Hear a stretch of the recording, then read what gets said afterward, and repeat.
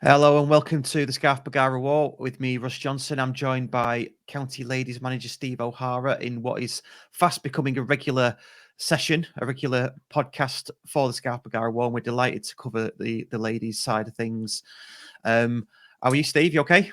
Yes, very well, thank you. Just come back from a little break, so all refreshed, ready to go for the season on Sunday.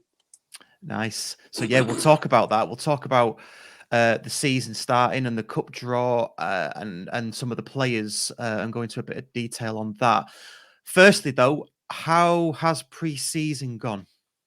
Pre-season's gone really well. We had a lot of hard sessions like we spoke about last time and lots of games. So the girls have worked really hard.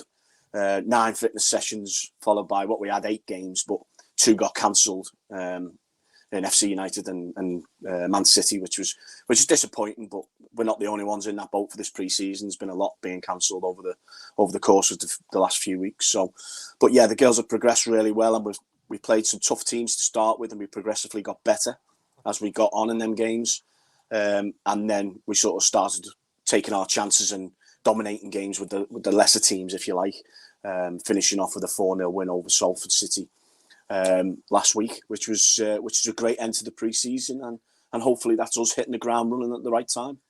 So just going back to the cancelled games, then what was the reason for those being cancelled? Well, both of them were injuries, holidays, couldn't raise a team. Right. Okay. And the most disappointing one of that is Man City, because they're a professional club. Yes. I just don't get it. I really don't. But it is what it is. So we're quite happy where we are at the moment. So we can go into the season full of confidence and hope that we can start things afresh.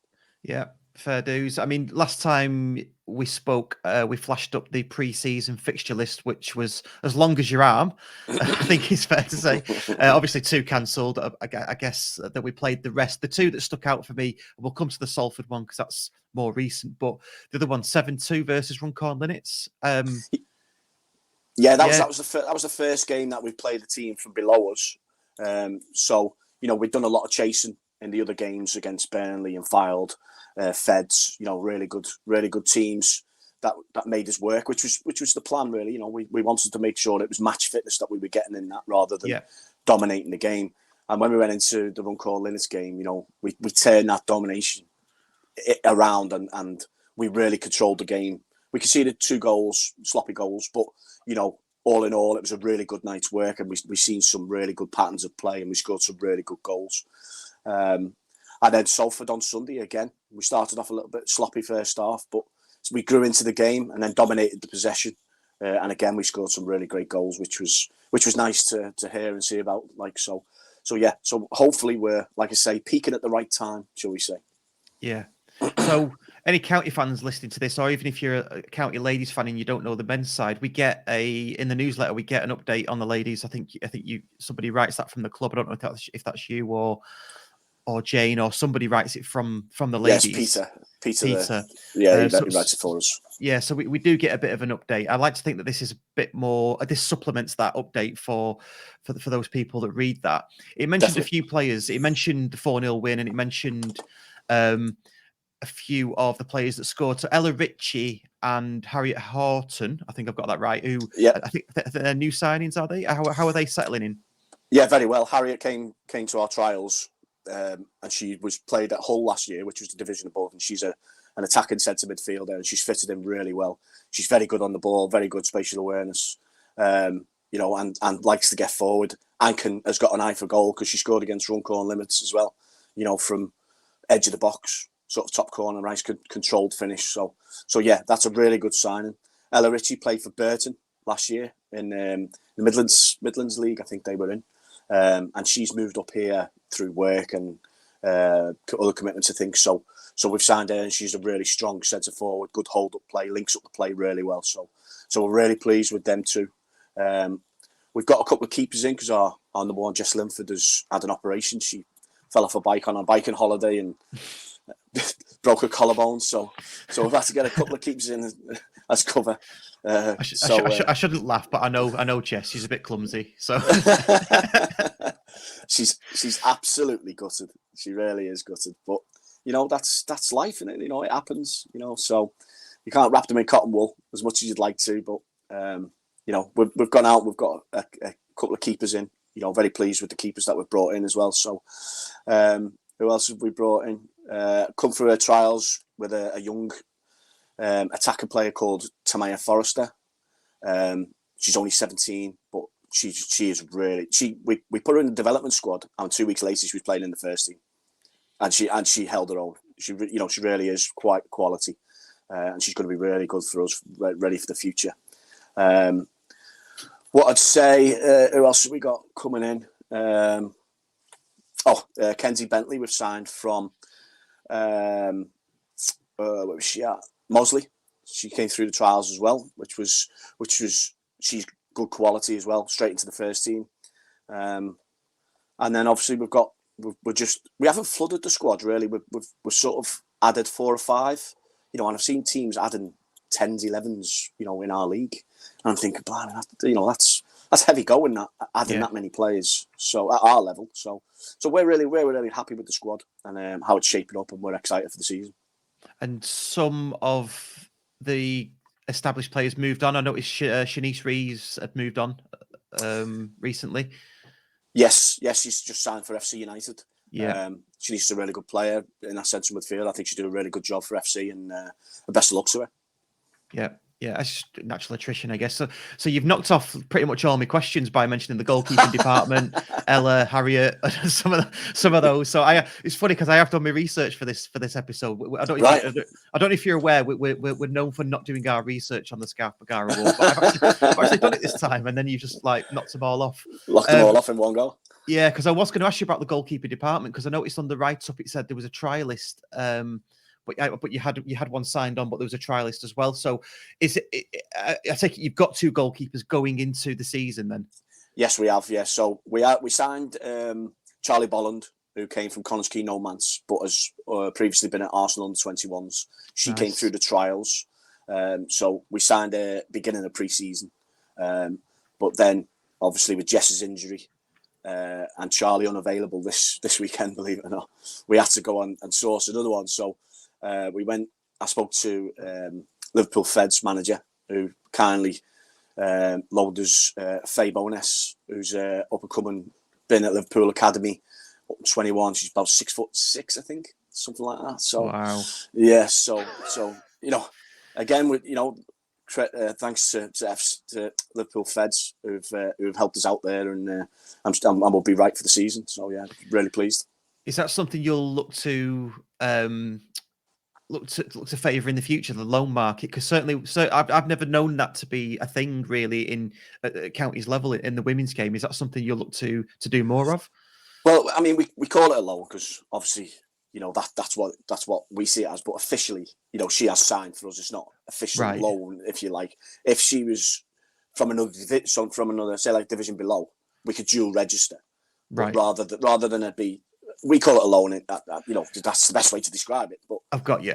Really, she is registered with us and no one else. So we're quite pleased that we've been allowed to do that at short notice. Really. So. Okay, so is that kind of like an agreement then that when we're settled for goalkeepers, she would go back to Liverpool Feds and continue her development? Is that what we're talking? Well, to be quite honest, I'm a big believer in if she's playing well enough, she keeps the shirt and she stays with us for as long as she's playing well enough and as long as she wants to be here, or until Liverpool Feds phone me up and say, listen, our number 1's been injured, we need Faye back. And then that's the agreement we've got in place. Yeah. And we've done it the opposite way with FC United. We've lowered a young keeper to them, Sophie Donald, who's gone in there and kept 2 clean sheets in the last 2 games. So it is handy knowing and networking with managers from different levels, because you can do things like that, and it's great, and it's great communication, and it's great working with people like that. Yeah, no, it is. That's good. Let's talk a bit about Liv Wild. Obviously, captain. Believe she scored a worldie recently. So that's how it was described on the website. How significant is she for our success this season? First of all, she's not the captain. Oh, is she not? No. Kennedy Owen is the captain. Oh, okay, I do apologise. No, that's okay. That's okay. I think she was captain in the early days of Ronnie. Right. But yeah, Kennedy's the captain with Fran as the vice captain and club captain. So, Okay. So yeah, but yeah, Liv progressing well, very fit. Obviously, I wasn't at the Salford game, but I believe it was a worldie and was voted quite rightly player of the match. So it's she's doing really well, and she's an integral part of the team, and you know she will start the season on Sunday, and you know she's a big player for us. So yeah, really pleased with her. Good stuff. Good stuff. Okay. Fixtures coming up then. So first game of the season at home on Sunday, Durham Cestria, 2:00 kickoff at SSV. Just to mention to everybody that is watching and listening at the moment, it's free for season ticket holders. So I expect 5,500 people there. Absolutely. On Sunday. And there is a bar and food and all that. So get yourselves down with the drums. Yeah, that's it. Free entry. So get yourselves down there. So Durham Cestria, I mean, it sort of flits about. Certainly when I was at County Ladies, they were very strong. How do you think it's going to go on Sunday? I know it's the first game of the season, so just say what you can, really. Yeah, I think for me, Durham were the best team I played last season after they arrived, right. And that was towards the end of the season. I thought they moved the ball fantastically. The movement was excellent. So to have them last game of the season last season and first game this season will maybe give us a benchmark of whether we've progressed, whether we've got better. But the league won't be won or lost in this first game. Yeah. We might cast them cold with a bit of luck.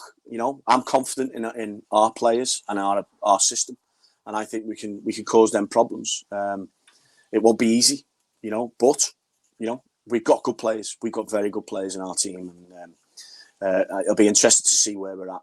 But I'm not going to panic if we don't win the game. I'm not going to panic. So yeah, I'm really looking forward to seeing how far we've come. And it's always nice to start with a home match, isn't it? Just a nice settler as a home match. Yeah, it is. It is. It's always nice, particularly if we get some fans there as well, which would be really good. But after that, we've got two tough games of Newcastle away next Sunday, and then Leeds away on a Wednesday night as well. So yeah, so that's not ideal, but that's what we're in this league for, isn't it? For games like that. Yeah, absolutely. And then Peterborough United ladies away in the cup, 11th of September. What do you know about Peterborough United ladies? I've had a look at them over the past couple of months since I've been in, and they've been going well in their league. So it'll be a really tough test, but I'm not sure on how what the difference in levels are between the two leagues. In the Midlands, because obviously Ella Ritchie came to us and said she played in there last year that league wasn't as strong as our league. Right. So, but I do think Peterborough were up there, sort of third or fourth in their league. So it'll be a really, really good contest between us, I think. So hopefully we can go there. A nice away day. I like the away days. I don't think the committee like them too much, but I like them. But we'll go there and we'll give it our shot, and we'll hopefully come out on top.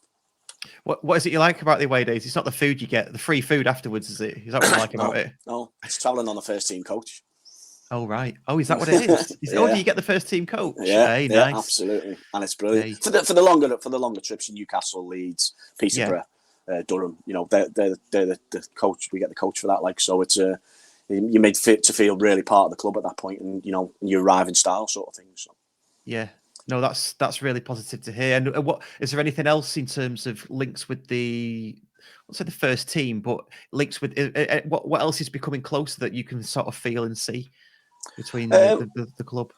I mean, obviously with them getting promoted, they've been very busy and stuff like that, and now they're in League Two. So we're still waiting on a new kit, which is not arrived yet. So. But that's unfortunate. That's out of our hands. I think it's out of County's hands as well. I think it's a Puma issue. Yeah. If I'm right there. So hopefully we'll get some more games at Edgeley Park this season rather than just the one. But again, it's closer than it was before I came.